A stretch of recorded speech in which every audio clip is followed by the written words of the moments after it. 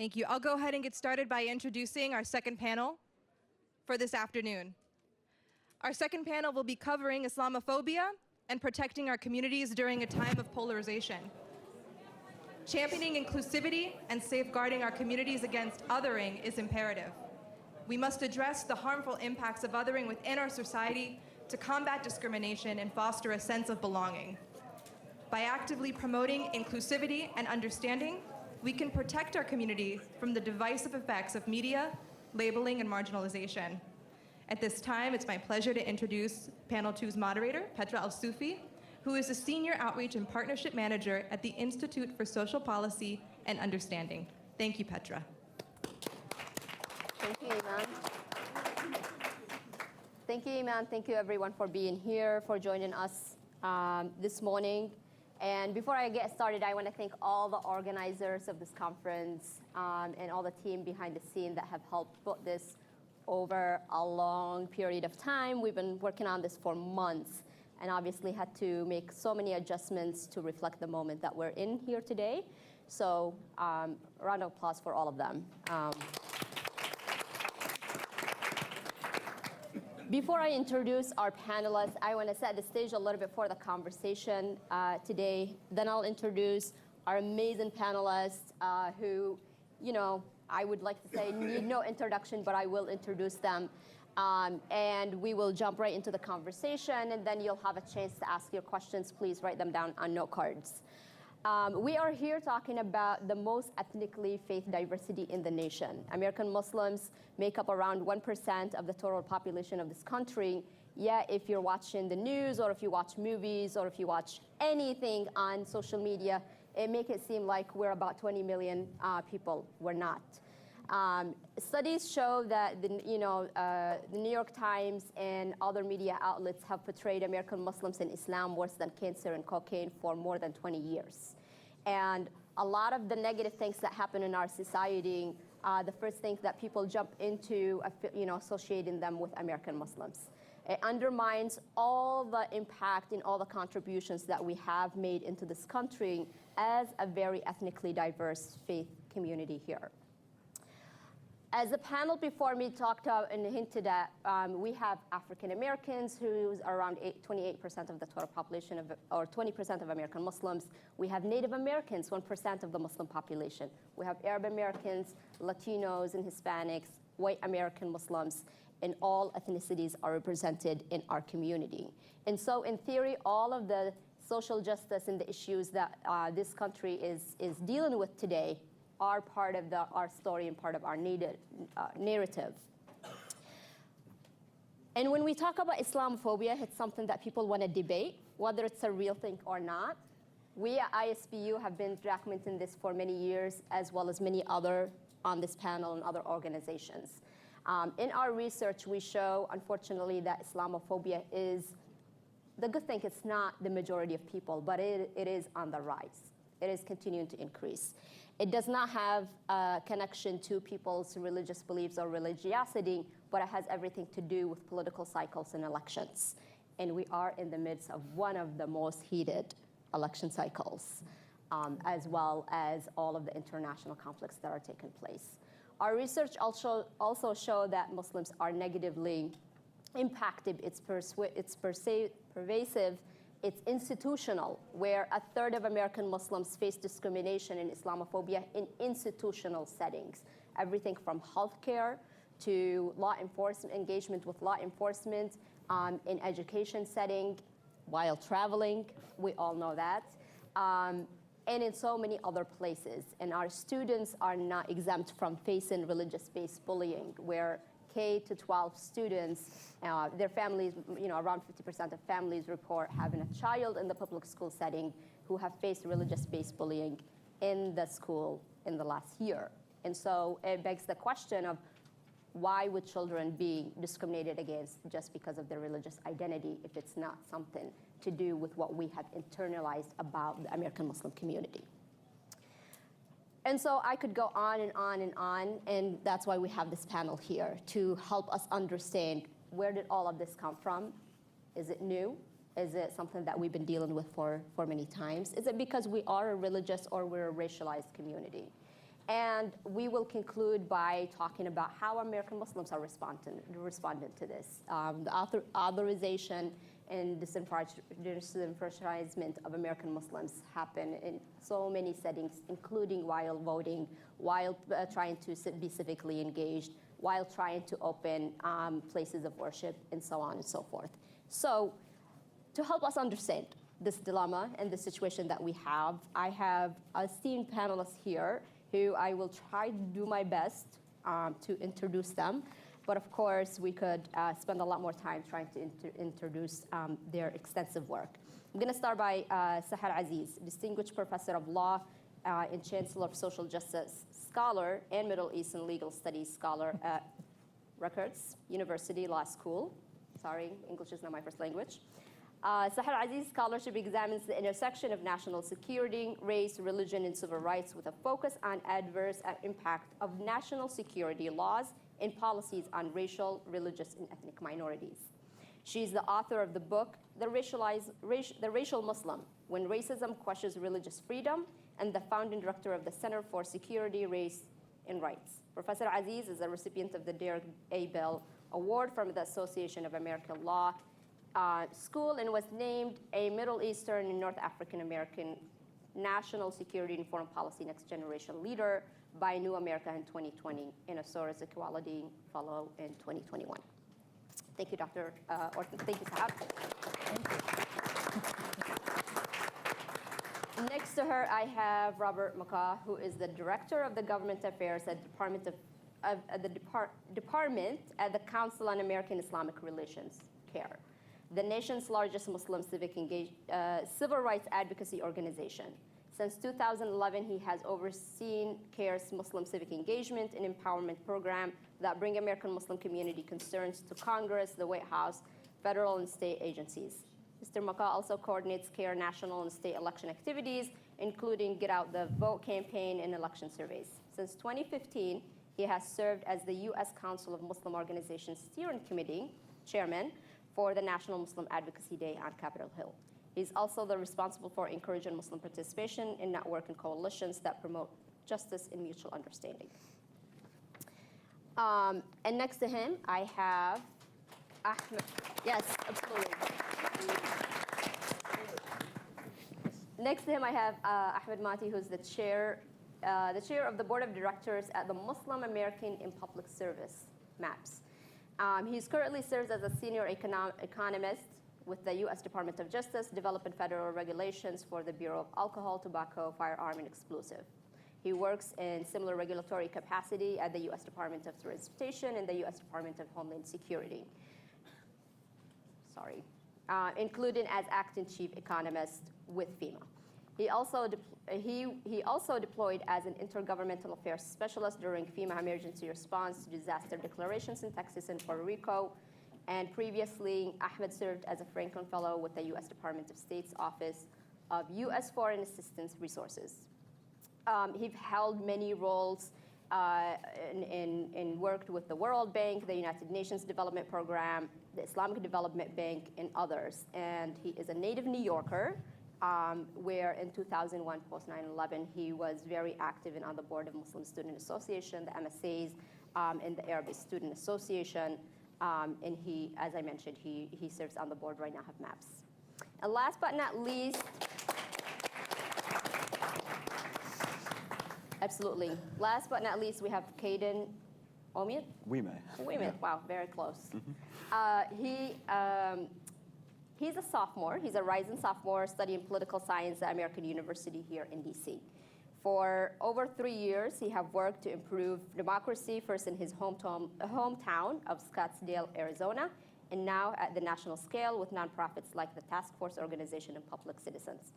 At American University, he serves as a government senator where he sponsored the university historic boycott, divest, and sanctions resolution. Currently, he chairs the Student Government Divest from Occupation Commission, which apart from divestment, also works to protect the student rights and to combat Islamophobia on campus. So please help me welcome all of our panelists. And let's start with Sahar. I introduce the broad spectrum of where Islamophobia shows up in American Muslim lives. We are a religious minority community, but we're also a very ethnic and racially diverse community. So help us understand, you write a lot on the racialization of Muslims. Can you help us understand how we look at a religious group in terms of race and how it has built into our policies? And if you're able to elaborate, obviously, on the moment right now, how anti-Palestinian racism is incorporated into that racialization. Okay. First, I want to thank you for hosting me and thank all of the students for being here and the graduates and those who are gaining some very valuable experience in Washington, D.C. You are the future.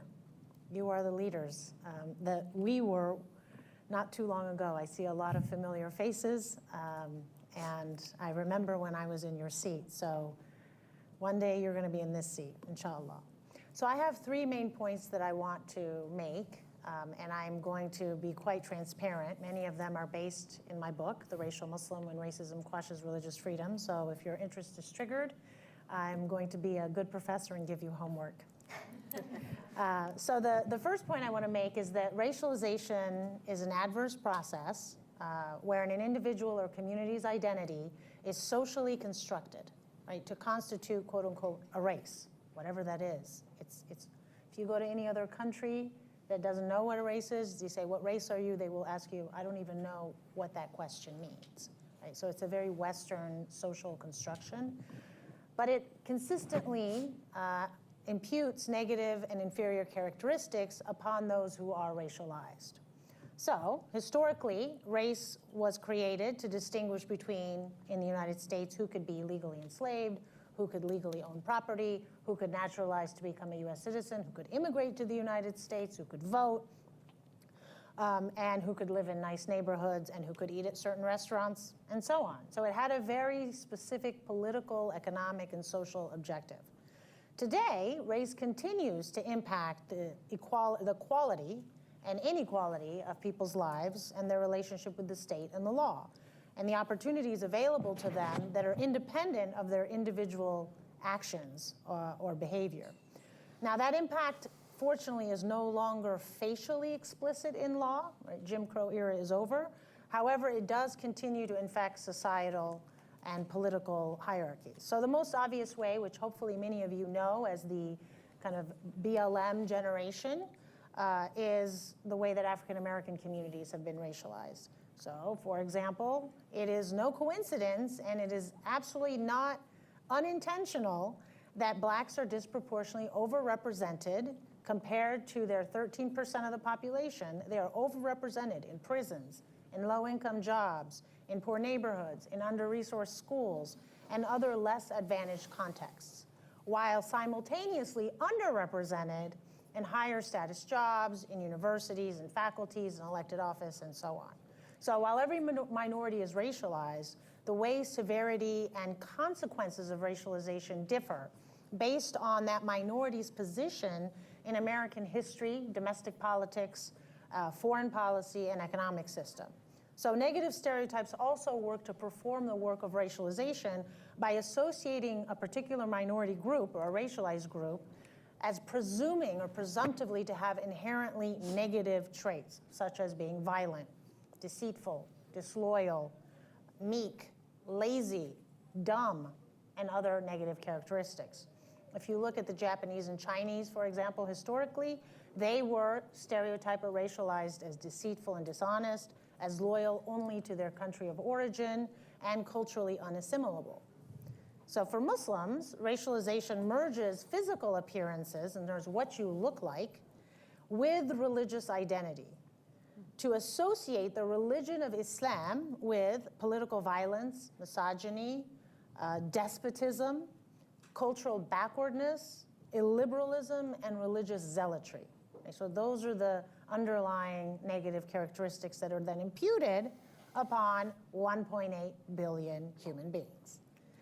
So instead of understanding Islam, and by extension, the world's 1.8 billion Muslims, as a complex global religion that has existed over 1,500 years across continents, civilizations, cultures, and governance structures, Islam is maliciously flattened and oversimplified into Al-Qaeda, ISIS, Hezbollah, Boko Haram, Hamas, or whatever the latest non-state militia or insurgency group that has arisen in a Muslim-majority country that threatens Western hegemony in those locations. So rather than understand the origins and objectives that those groups have through sophisticated geopolitical, historical, and economic analysis, in other words, why does Hamas exist? Why does Hezbollah exist? Why does Al-Qaeda exist? Why does ISIS exist? Why does the Ku Klux Klan exist? Why do all of these right-wing political racists in Europe exist? Why do, if you are an intellectual, you are seeking to understand, which doesn't mean you're legitimizing or justifying, but that's what we do as intelligent critical thinkers. So instead, the US government and Western elites intentionally misinform the public by aggrandizing these militias to seek to spread the very same fallacy that they want to spread, which is that they represent the Muslim Ummah, and therefore only a war against Muslims within and outside the country, according to the United States, can protect the US from terrorism. Now, facilitating this unsophisticated and anti-intellectual stereotyping of Muslims is the deeply rooted xenophobia in American society that you can't disconnect from the racialization of Muslims. So immigrants have always been treated as a threat to the American way of life. Right? Immigrants, in crass lay terms, are frenemies of America, which is really, so this American way of life is really code for Northwest European Protestant cultural normativity, which continues until today. When you think of, are you an assimilated American? Assimilated into what? To understand bias against Muslims today, we must understand the systemic biases against the Chinese and Japanese immigrants, Mexicans before and after the United States conquered northern Mexico, Central American immigrants today, the first waves of Southern and Eastern European Catholic and Jewish Americans 100 years ago. Because if you don't understand that, then it's very hard to understand today. This is America. So if you have xenophobia, the fear and disdain toward foreigners, or those perceived as such, plus racism, right, the social construction of race, then the social construction of genetic-like inferior traits based on skin color, hair texture, facial features, and body structure combine and merge to create what we're seeing today. So what I argue in my book, The Racial Muslim, is that Muslim identity functions as racial identity, to impute upon all of you as Muslims these permanent genetic-like negative stereotypes. For instance, Muslims are treated as inherently sympathetic to terrorism unless they can individually prove otherwise. Muslims are treated as inherently oppressive of women unless you can individually prove otherwise. You are presumed to be intolerant to difference, hateful toward other religious groups, inherently against democracy and individual rights. So once you understand this, then the seemingly ridiculous accusation that Muslims criticizing Israel's war crimes or defending the human rights of Palestinians are supporting Hamas suddenly makes sense, right? If Americans are already primed to racialize Muslims and Arabs, who are erroneously all presumed to be Muslim, as terrorists or terrorist supporters, then it's easy for Islamophobes to just insert the name of the latest terrorist group every time they want to criticize Muslims, censor Muslims, defame Muslims, or violate their civil rights. So after 9/11, that group was Al-Qaeda. After 2007, that group was ISIS. Insert into the blank. Today, that group is Hamas. There will always be some militia or insurgency group the American government and Islamophobes will point to as representative of Muslims to justify oppressing our community here in the United States. So long as Muslim identities continues to be racialized, our communities will remain vulnerable to having our civil rights eviscerated each time there is a political crisis in the Middle East, in North Africa, or a Muslim majority country. And we will remain the scapegoats. We will be censored at best, speaking from experience, or criminalize at worst when we practice our political rights to dissent against US foreign policy or debate fellow Americans to challenge their racist analysis of Muslims, Islam, and Muslim majority countries. Now, I'm almost out of time, but I want to make one more point. Taking this backdrop to the current political moment, which I know all of you are experiencing, especially as college students, what we are witnessing is a full circle from the pre-9/11 era, when the quintessential foreign terrorist was Palestinian, back to the quintessential terrorist being Palestinian, or Muslim, or Arab, or those who support them. So Palestinian identity has been racialized as a terrorist, anti-Semitic villain, as a punishment for daring to reject the colonization of their land, first by the British government and then by European Jewish settlers. Palestinians have always suffered a double harm. The first harm is being ethnically cleansed from their land, evicted from their homes, occupied by the Israeli military, and extrajudicially killed by settlers and the Israeli military, and denied basic human rights and dignity for over 75 years.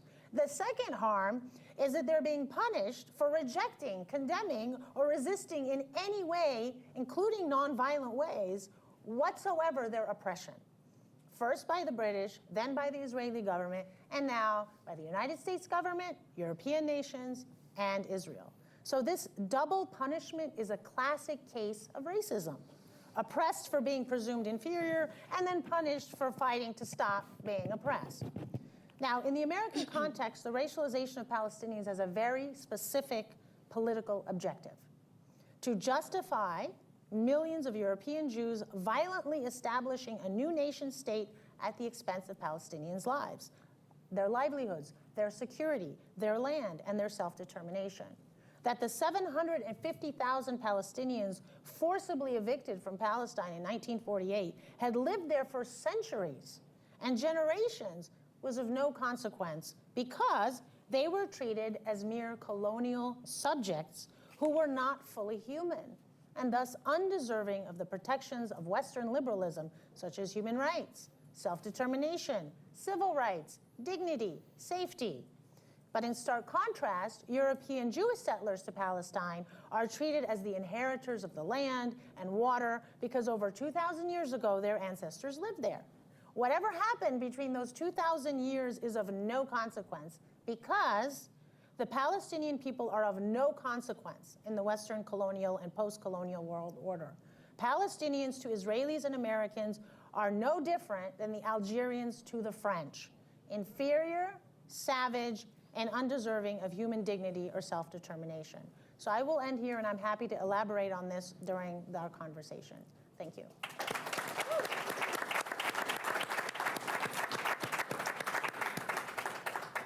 Thank you, Sahar. And as you guys could see, there's so much content that we can and should be covering, but unfortunately, we just don't have all the time that we need. A couple things that you mentioned that we can take a deeper look at is some of the stereotypes that exist about Muslims. And ISPU and the Bridge Initiative have something that's called the Islamophobia Index, where we ask the public and other in different faith communities their agreement with some of those stereotypes, and we actually measure that over the years, and that's where my point about it is increasing every year. In some of those statements, do you think that Muslims are less civilized than other groups?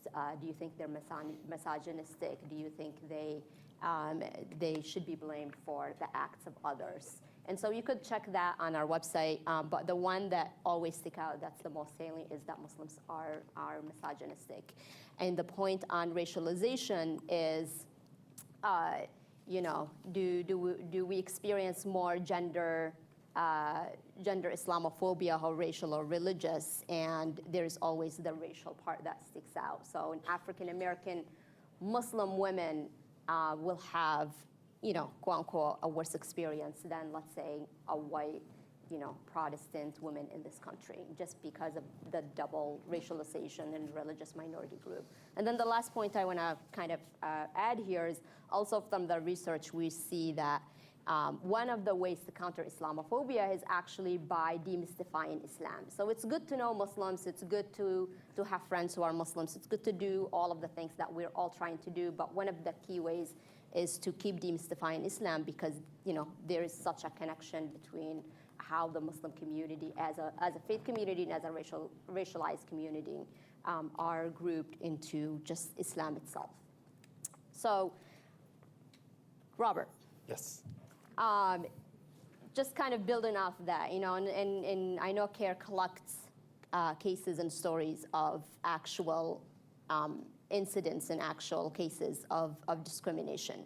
So I've heard you talk a lot about the connection between Islamophobia and McCarthyism. Can you please elaborate on that connection? How do you see the connection there? And also, because we live in such a moment of misinformation and disinformation, how that's creating a culture setting where Islamophobia thrives, and what are some of the tools that Muslim organizations and Muslim individuals are exercising and using today to counter policies that are Islamophobic and just discrimination in general? And I will try to keep all of you to time because I appreciate that. So first, I would like to thank the National American Muslim Policy Conference for having me here, as one does, and I'm really happy to join all the panelists as well. In focusing on this rising tide of what you could frame as McCarthyism 2.0 rebranded, I really do want to talk about how it's found its ways in Congress and the U.S. government. The tactics of McCarthyism heavily rely on unsubstantiated accusations of guilt by association backed by usually congressional or federal law enforcement investigations. We saw this, back in the 50s with Senator Joseph McCarthy with the committee on the House Committee on Un-American Activities. What we don't realize is that committee actually went back to like the 1930s.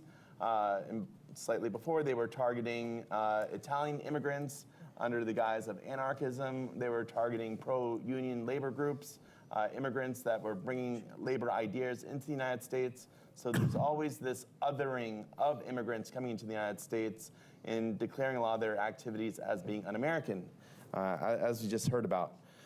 So for the past several decades, organizations representing Muslim, Arab, Palestinian, and allied communities are countless leaders. They've been targeted by a multi-million-dollar U.S. Islamophobia network, as you were just kind of discussing in the tracking of that. Right after the events of the Oklahoma City bombing, actors from that network in the 90s were saying, well, this bombing had a very Arab or Muslim-esque signatures of terrorism. Now, we actually found out it was a right-wing white extremist, but their job is to seed fear and doubt about Muslims and Arabs living in America. And sadly, one of the motivating factors has been always to silence us because they're afraid of our communities developing our own institutions, speaking to our concerns, and one of those concerns actually being the plight of Palestinians and their lack of human rights because of Israel. And so that's a whole longer conversation I can get into later.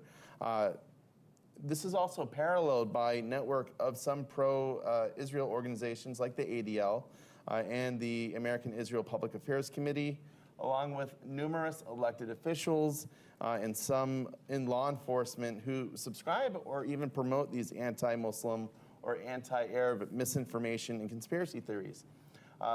One of the most recent examples, we can see that from the law enforcement side, is when in the fall, twice, FBI Director Christopher Wray testified that his agency, the FBI, was seriously concerned about American citizens being inspired to commit acts of violence by overseas designated terrorist groups. And this is a dog whistle, he never said it, but for Muslim Americans, or maybe susceptible students, the way he was framing it.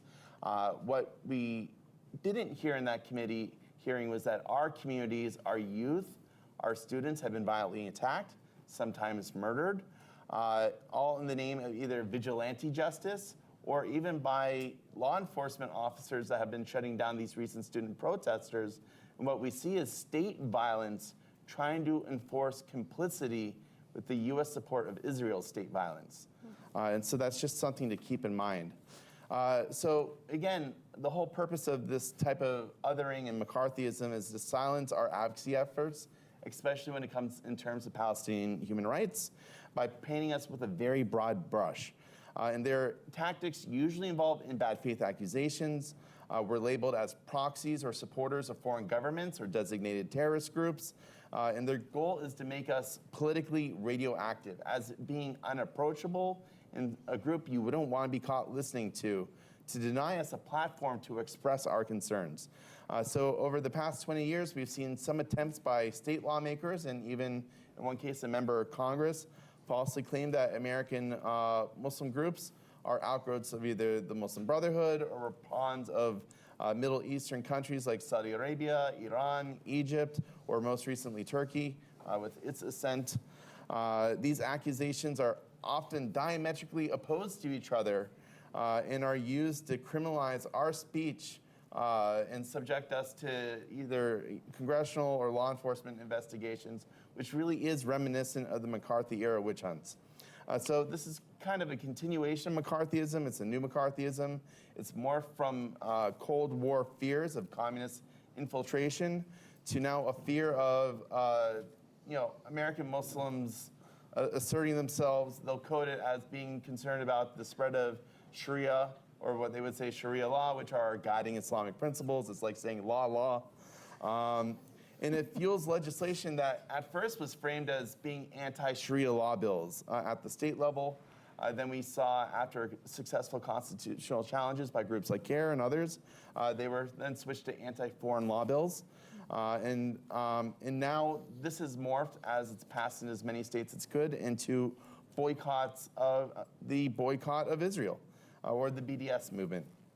So in the past 2 months, we've also seen the House Committee on Oversight and Accountability and the Committee on Education and Workforce try to silence the criticism of Israeli policies through their declared investigation of 20 Arab, Muslim, progressively Jewish, or even foundational charities to, again, make us afraid of what we should do next in trying to call out this genocide, to call for a ceasefire. But these efforts have largely failed to curb our advocacy. And in short, again, they're just trying to target our free speech by conflating criticism of Israel with anti-Semitism or ties to foreign actors, if not outright terrorism. And we've also seen the recent House adoption of the Anti-Semitism Awareness Act, which would adopt a definition of anti-Semitism that includes specific criticism of Israel, and that would actually insert it into the Department of Education, which again is targeting student activism on campus. We're also seeing these concerning attempts by the chairs of those aforementioned committees to investigate our organizations just based solely on innuendo, and they're demanding the financial records, supposed financial records, on these organizations that were submitted to the Department of Treasury from banks. And this, again, is kind of a McCarthyistic witch hunt. And while these two committees have not gone to the level of subpoenas, we have now seen them send demand letters to some Palestinian organizations. Other organizations could be next, where they're asking for what is your communication between your group and another group? What are your records? Submit them to us. Thankfully, no power law behind it right now. It's an ask, but this could escalate. Another alarming example is the proposed legislation that was recently passed in the House that could strip the tax-exempt status of nonprofits, particularly those advocating for Palestinian human rights, on the allegation of being guilty of providing material support to terrorist groups. But the proposal would have it be done bureaucratically. It would be a designation by the Department of Treasury. It would not require charges by the Department of Treasury.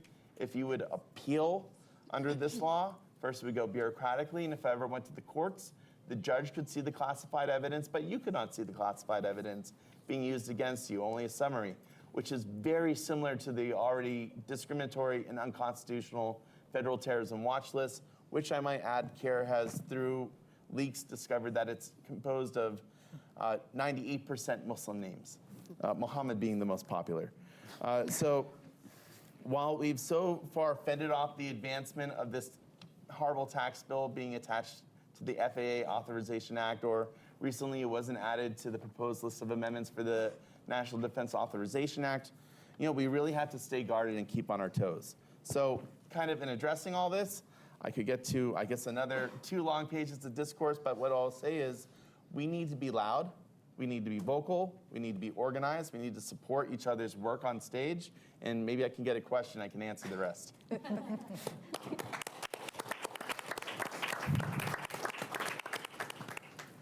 Thank you, Robert. A couple things just to point out from your conversation.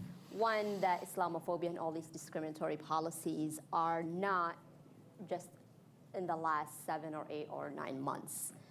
This is something that we know have existed, and I'm sure Sahar and many others can talk about this. This is something that even predates 9/11. Yes. 9/11. This is something that has been very old in this society. In one way it shows up is divorcing the American Muslim community from all of its parts, from all of the racial groups and ethnic groups that exist. So for example, when we think American Muslims, how many of us think African Americans or black, right? That's not the first image that comes to our mind unless you're in that space, of course, which is interesting considering that is the largest segment of our community. And then the second thing on discrimination in banking settings and against nonprofits.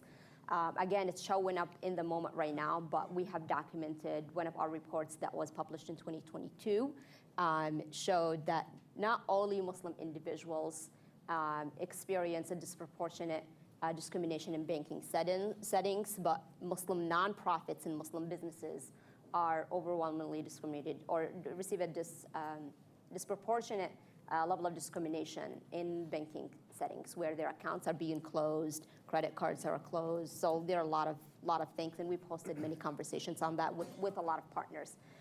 So there's a lot of connections here to things that are historical. There's a lot we could get into. They're just kind of, coming to the surface now in a louder way.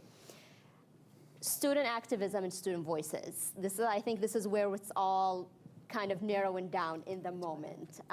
So Kaden, I want to ask you, for a lot of people, college years are the time where you're discovering who you are, you're loud in voicing your opinion on things that you're passionate about. All of us have experienced that in a college environment.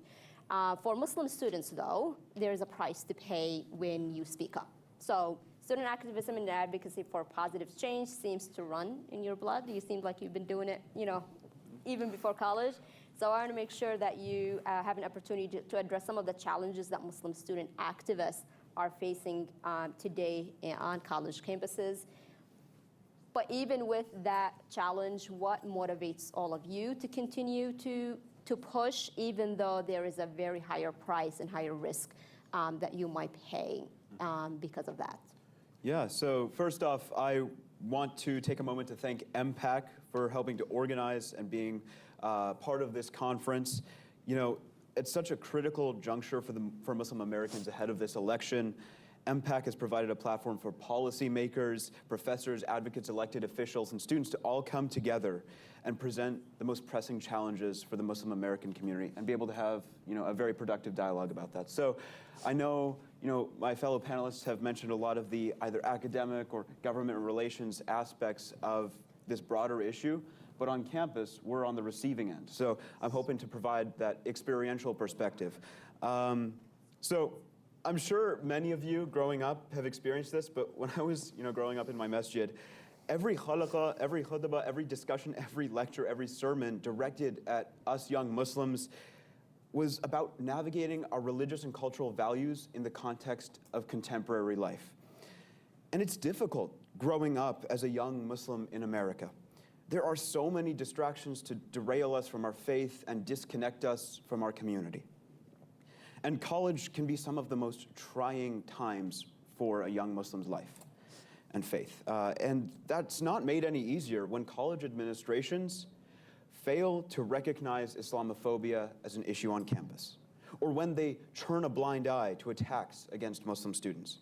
And when administrators and administrations ignore Islamophobia on campuses, it has its consequences because it legitimizes hate against Muslims. Muslim students and professors on my campus, American University, have been called terrorists and barbarians, and some of us have received death threats. So administration's silence and failure to hold haters accountable creates a breeding ground for Islamophobia. And more than being ignored, we are being actively silenced. Time and time again, Muslim students and student groups who've stood up for their rights have been systematically targeted. As mentioned, I'm a student at American University here in D.C. It's just up the street on Massachusetts Avenue. So I'd like to talk a little bit more about the situation there because I think it's a good cross-section of what's taking place at campuses across America. Following October 7th, tensions on campus kind of boiled over. Like many campuses, our Board of Trustees and administration implemented restrictions on free expression to highlight certain voices in our community and suppress others.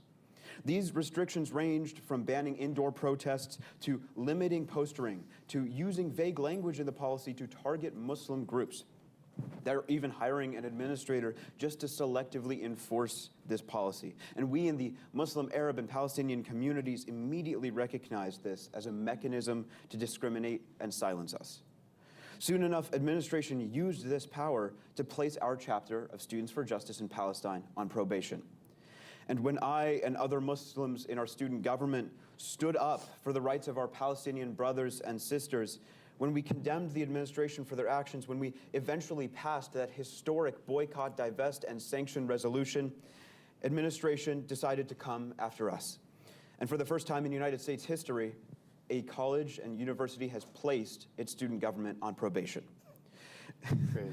And when AU students joined the encampment at George Washington University, just over a block away from here, the GW administration called in Metro PD to assault us and to beat, brutalize, pepper spray, and arrest my brothers and sisters. This chain of events isn't just taking place at American University, but in college campuses across America. Muslims, Arabs, and Palestinian students and our allies are under attack. So what path have we charted forward for ourselves? In our Student Senate at American University, we created a commission, as mentioned, to investigate how American University can divest from the genocide of our brothers and sisters in Palestine, but we're going a step further. We're looking into how Muslim students on campus have been systematically suppressed and how administration with us can end that cycle. When our research is over, we will draft, advocate for, and implement meaningful policy changes to make Muslims and Muslim students feel just as represented and respected as other communities on campus. We're also developing toolkits so student leaders across the United States at other universities can implement these same policy reforms. And lastly, in coalition with campuses across the country, we will draft and publish a universal declaration of student rights to say to administrators that these are our rights and this is a red line you will not cross. And unlike President Biden's red line with Rafah, we will stand our ground. Yeah. And throughout this entire struggle,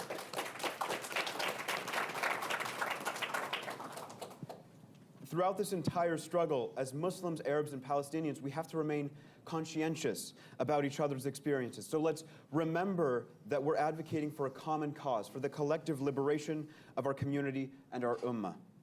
So I believe that in my generation, we are tired and we are fed up. And although we recognize the value of advocacy, if the past month has shown us anything, it is that the time for advocacy is over and the time for action is now.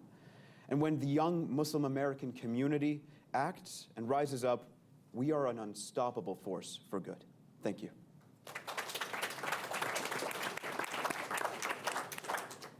Thank you so much. There's a lot to unpack there. I know we're very short on time, but if we have questions, please pass them through the note cards. One thing that as you were speaking, some thought that came to my mind, you mentioned Muslim youth, some of the struggles that Muslim youth are facing, and one of the things that we looked at is the struggle between their Muslim and their American identities, which is something that's always asked about or challenged. And we're seeing the research show 90% say there is no disconnect between them being Muslims and being American. A matter of fact, this is something that each identity makes the other stronger. And Muslims in general are inspired by their faith to do good for themselves, for their community, and for others. So I'm going to try to read this question that I have here. We have one more speaker. Oh my God.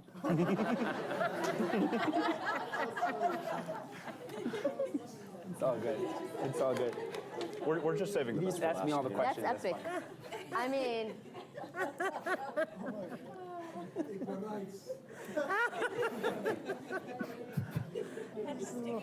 I am so sorry. No, it's all good. Following your lead. Equal rights, right? I am very, very sorry about that. Wow, I don't think that have happened in a panel before, so, let us be the first to do that. Ahmad, very sorry about that. My question to you, actually, is for American Muslims who are in public service and who are joining, the government and different agencies at a higher rate than before to be part of the process. You represent MAPS, and you do work with those folks inside the federal government. What are you seeing in terms of Islamophobia from the inside? How are Muslims who are doing that work are experiencing it? And what are some of the ways that you're trying to counter that? Thank you, Petra. Thank you all for having this very important discussion and topic and keeping it in the forefront. Muslim Americans in public service, I guess, was formed because a lot of the Islamophobia that you've heard about today also manifests in government. Why is government important? Well, I'm seeing a lot of Muslims, current, former, and prospective public servants in the room. Government is not like Starbucks or something you can just boycott, right? This government represents you. It speaks in your behalf. It enacts regulations that affect every facet of American life. You guys all know this, right? So what's often not known is how often Muslims face issues within all levels or branches of government, but also the fact that representation is incredibly important in all levels and branches of government. Well, again, these public institutions are supposed to represent all communities and supposed to look like the communities they serve and they represent. And that's not always the case. So in the recent years, we've seen a range of issues faced by Muslims. Things like just not being trusted by political appointees, by their senior executives. And so this has manifested in ways where people are not allowed in certain rooms or doxxed in some cases, or called foreign-born spies. What are you doing in these spaces? These are very important spaces and you shouldn't be here. Muslims should absolutely be in these spaces, and they have, and we're kind of invisible. We're kind of invisible from all sides. Muslim American organizations forget that we have a ton of Muslims in these mayor's offices and governor's offices and White House and federal departments when they engage with them. And of course, non-Muslims don't even see us because we're pretty invisible as it is. Public servants it's a very invisible field of work. You're not supposed to be seen, you're not supposed to have much of a role outside of your offices because you work on incredibly important national security issues, or you work on, or you're serving a higher principal on the Hill or in the White House. And that's been mostly fine, but it's been problematic when it results in being forgotten as an organization, as a community, as an identity. And I think it would serve the broader American society to understand that Muslims serve them at all levels and branches of government as well. So to answer your question, some of the things that we've seen as persistent issues are things along the lines of, first of all, you have the entrance to public service.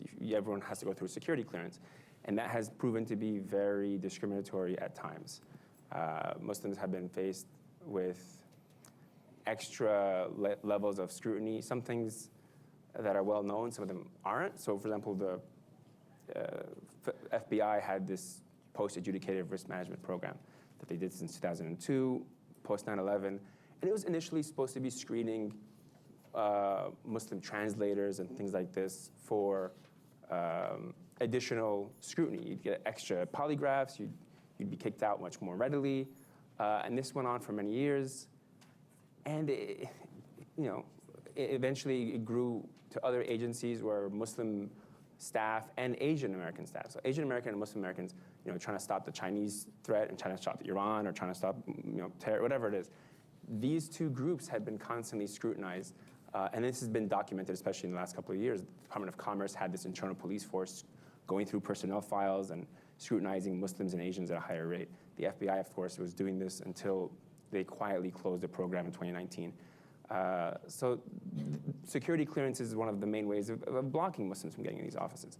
But beyond that, once you're in, there's a lack of data collection on how many religious minorities or Muslim Americans serve, which is something that our organization has been very much in support of. I mean, if you don't know the nature of the issue, if you don't know what it looks like, they can just say, oh, how do you know everyone's not Muslim already in the government? It's like there's no data collected. There is some offices that collect it on a voluntary basis, but we feel that this is one of the major areas of room for improvement because you're collecting data now on other groups as well. So there's data collection, there's security clearance reform, there's religious accommodation in the workplace, there's training.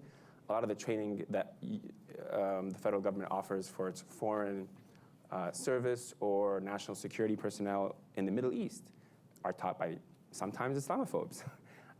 Or they conflate Islamism with Muslim society. And these are incredibly potent and incredibly powerful pressure points because these trainings end up enabling or empowering the next generation of people who execute foreign policy in our region of the world. So we would like to see a lot more awareness of things like training and things like training the current workforce on how to best engage the Muslim American community outside of their departments and their Muslim staff as well. We worked with ISPU on having a toolkit that does just that. We often emphasize the need for this type of awareness. I mean, when I worked at DHS, they were very big on DEIA, right? But they didn't connect in their minds that DEIA also includes religious accommodation. To them, it's only the one or two type of groups that are included in diversity, equity, inclusion, accessibility. So, we'd love to have more awareness of, not just all levels and branches of the government. The federal government is the country's largest employer, making sure that all can serve and all can serve with distinction and they can serve their communities in a way that's not discriminatory is a priority for all of you. And if you're not interested in public service, then your kids will. And we try to make sure that all government is accommodating for all of them moving forward. Thank you.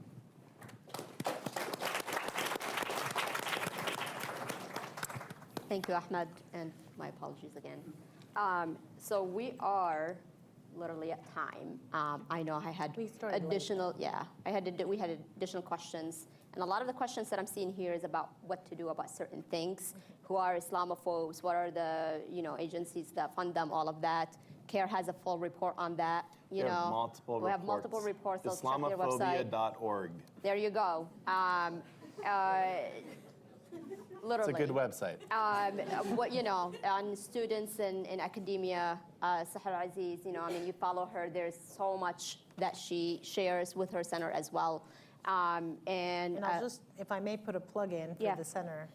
So we just published a report called Presumptively Anti-Semitic, Islamophobic Tropes in the Palestine-Israel Discourse. Just happened to be published in the fall. We've been working on it for 2 years. But if you go to csrr.rutgers.edu and you follow all the social media accounts, there are plenty of resources at your disposal. And of course, support what the students are doing. Not only support what they're doing, but help protect them, because that is the generation. There's a question about, do we only need protests or do we need one thing or the other? I think we need all forms of activism that we're doing. Please support their organization, support MAPS, and follow all of the work that everyone is doing here because it will answer some of the questions that you're having. I want to conclude, and I am very, very sorry to finish this, but we are at time. I want to conclude by saying Islamophobia is not a new thing. It's something that's been around for a very long time. We are speaking about it publicly today, and that is a success. That is something that we can, add to that impact into the success that we're having. And even with all the challenges that the American Muslim community faces, it continues to be one of the most active and engaged faith communities in the nation. We continue to, increase our civic engagement. We continue to increase our impact to this country and address the needs of all those around us. And social justice is actually the third policy priority that American Muslims have after healthcare and economics. So that continues to be a thing that we worry about, not only for ourselves, but for others. For the call to action is please follow every single one that's here because they have calls to action. We need all hands on deck. And here too. Yes, and that. So thank you so much for being part of this conversation. Thank you to the panelists, and I apologize about any mistakes that we've had on this panel that I did. But thank you all. You were great. And I'll hand it over to Iman for announcements and lunch. Thank you so much, Petra.